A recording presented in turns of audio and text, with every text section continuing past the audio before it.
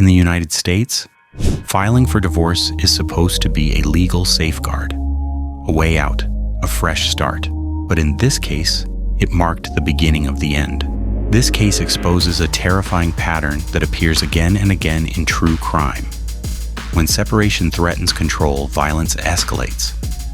Why is the moment of leaving so dangerous?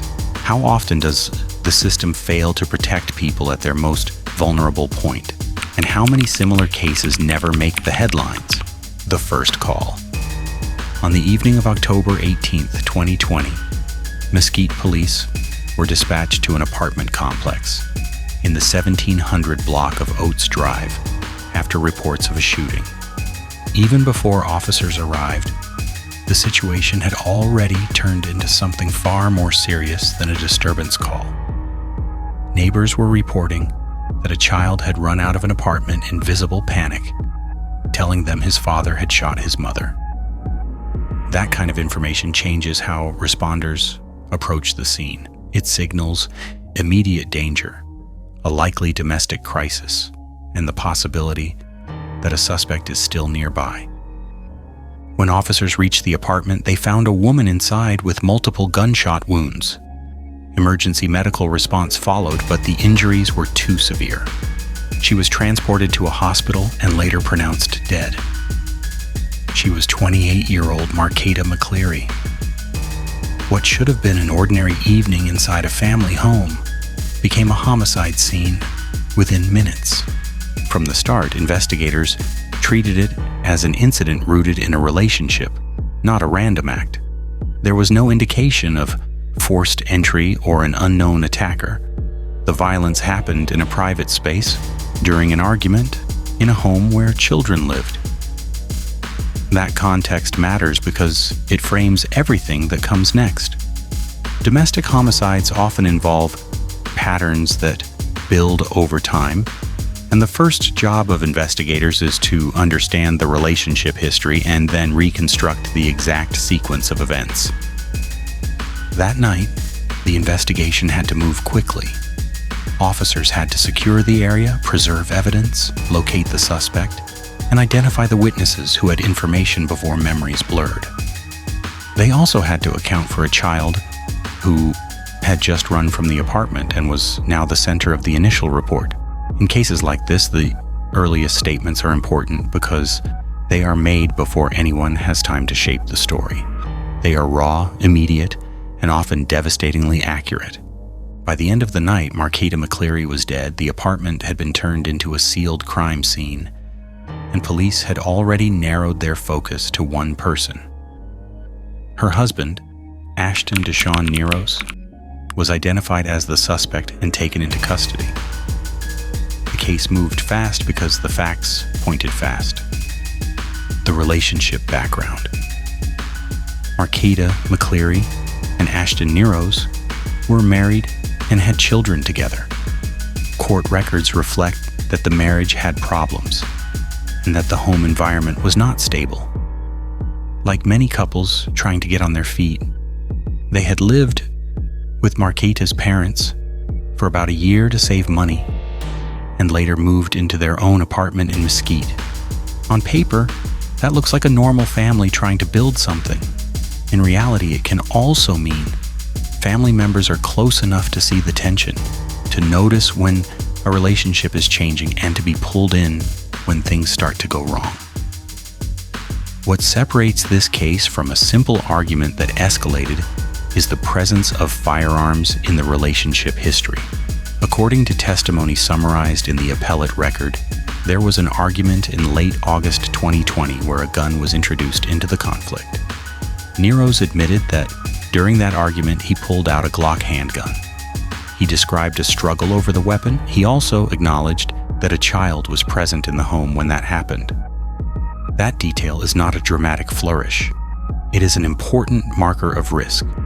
When a firearm becomes part of an argument, the danger level escalates sharply, especially when children are within earshot or within reach of that chaos. After that incident, Marquetta hid the Glock from him.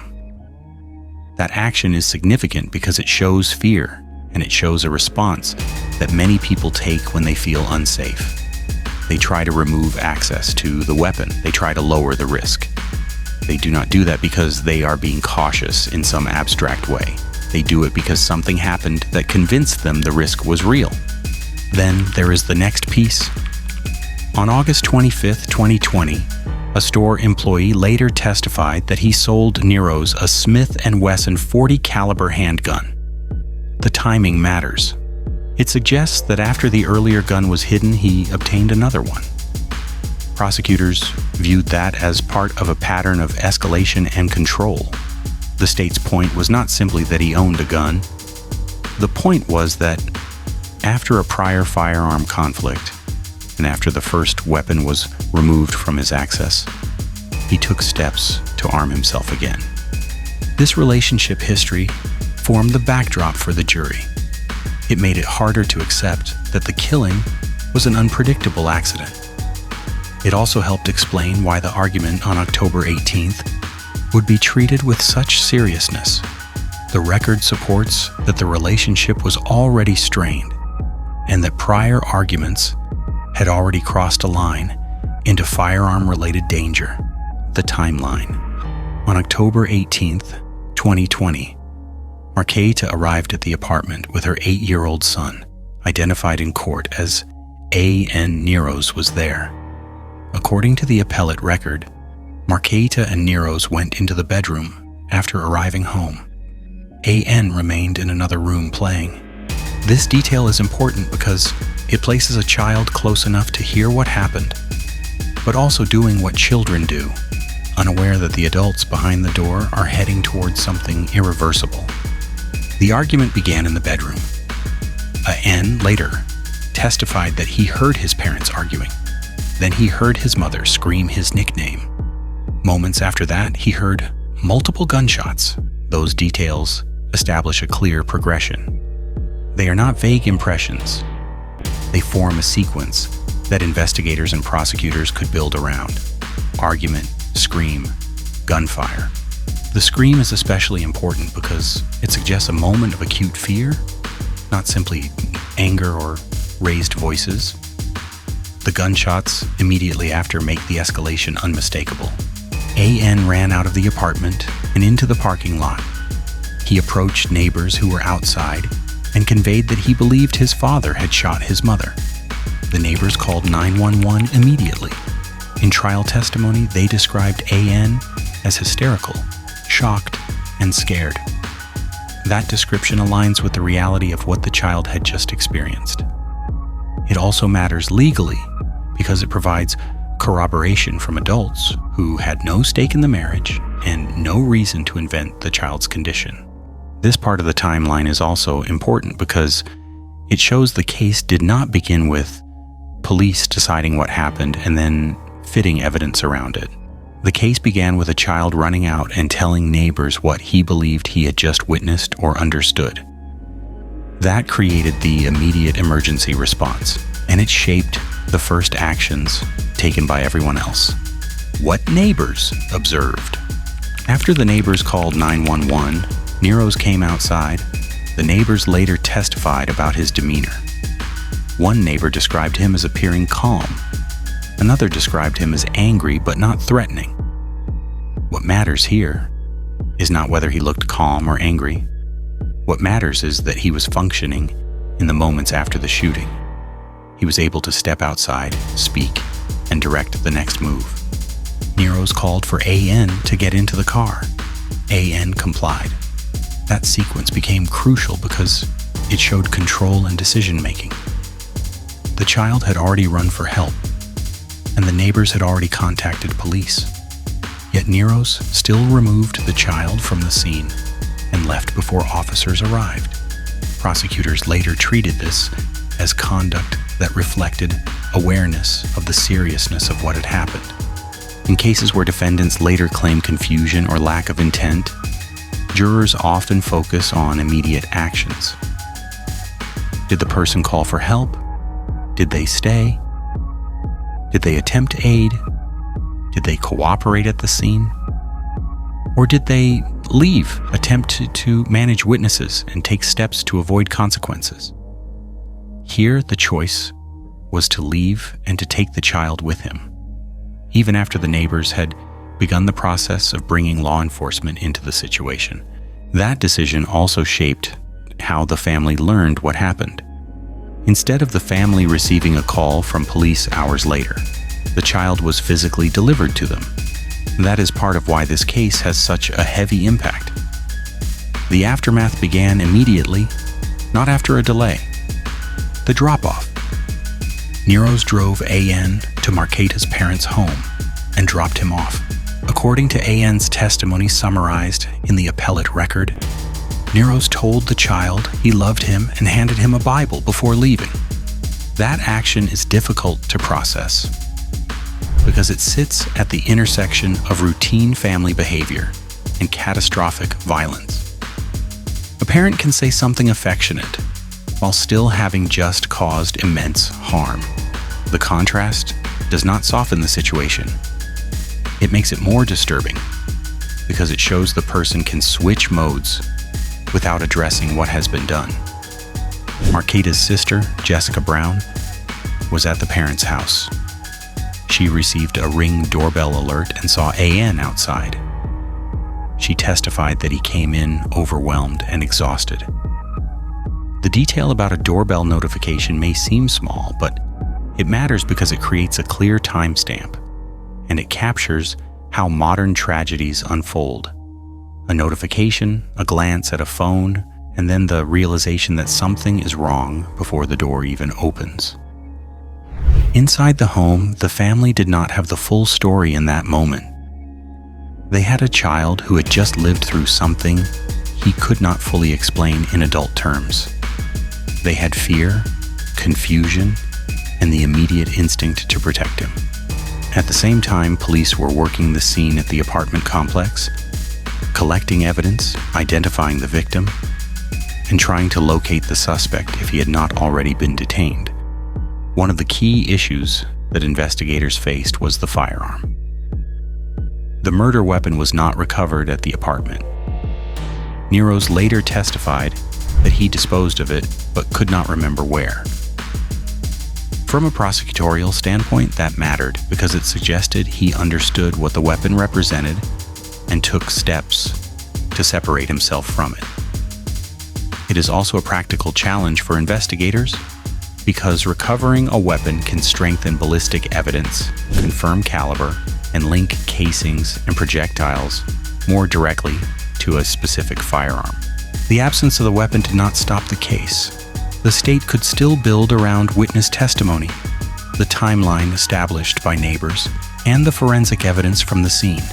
But the missing weapon became another piece of the narrative the jury would evaluate. What did Nero's do after the shooting, and what does that conduct suggest about his mental state and awareness? The forensic picture. The forensic core of the case centered on how many times Marketa was shot and what the physical evidence said about where the shots went.